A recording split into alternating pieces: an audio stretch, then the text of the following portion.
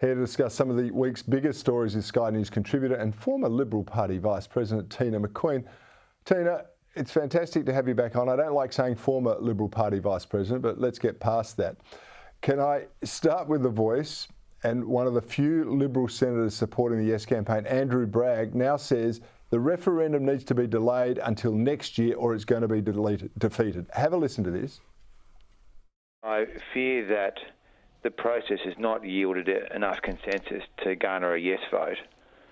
And I think it would be worth considering recalibrating at this stage to save the concept and to deliver a successful referendum. Recalibration could be done in many ways. I mean, one thing that could be useful would be to set up a proper committee that runs for 4 to 5 months, and then you run a referendum in the middle of next year instead of this year.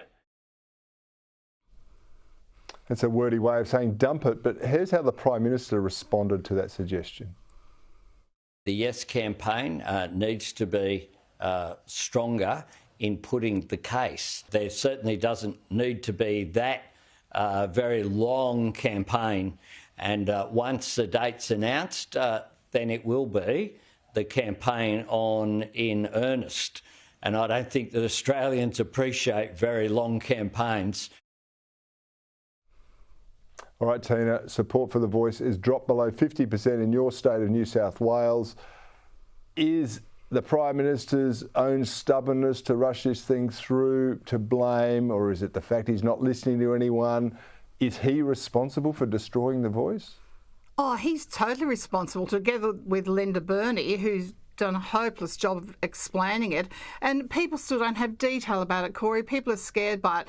But with regards to Senator Bragg, I'm sure he'd love it delayed. He realises now he's on the wrong side of the argument, and the one fear he has is a pre-selection coming up, and he doesn't want to be seen on the wrong side of the argument and The Voice defeated on facing a pre-selection. So I think that's why he'd be after some lengthy delay.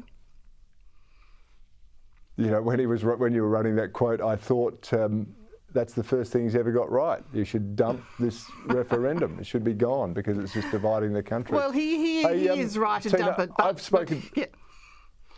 He's right to dump it, but he has reasons of his own that, you know, he'd like it delayed, Cory. I understand.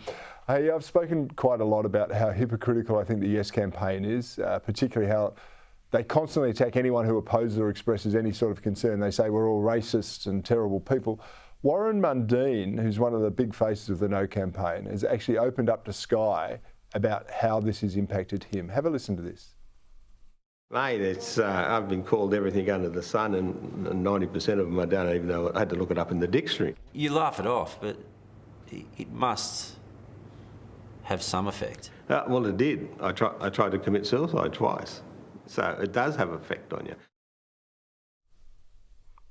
Teena, the revelations from Warren Mundine are really troubling to me. How did you see his contribution in the papers today and what's coming up later in the week?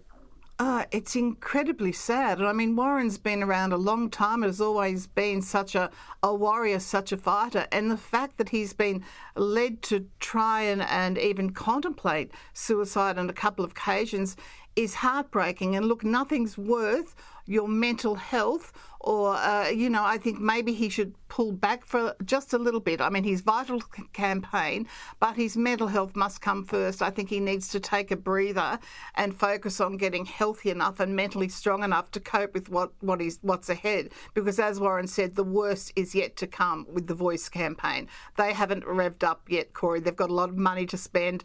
Albanese will do anything to get this over the line. So there's a lot of head, particularly for Warren and Senator Jacinta Price.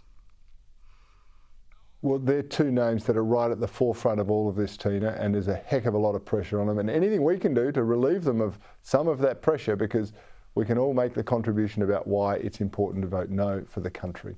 Yes. And of course, you can all at home hear more of that interview with Warren Mundine, as well as more in-depth discussion about The Voice, because there's a special documentary called The Voice, Australia Decides. It airs right here on Sky this Tuesday at 8 o'clock. Do not miss it.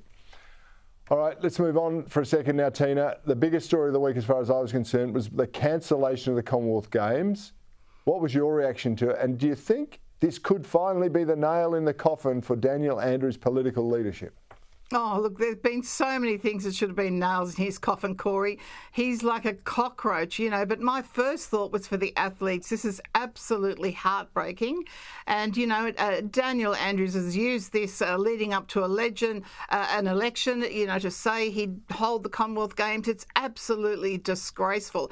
And the fact he hasn't apologised, really, I mean, he's said all sorts of things, but not once has he uttered an apology. But for me, the athletes, I thought we've gone through COVID and countries around the world, around the Commonwealth, will be coming out of that and really looking forward to come to a wonderful country like Australia.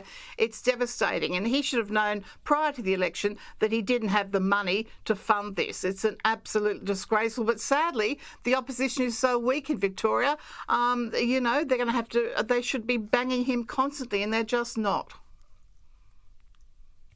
Yeah, this is a crazy thing. They continue to overreach in what they can get away with because they've got no opposition, and they haven't had any there in Victoria for years now.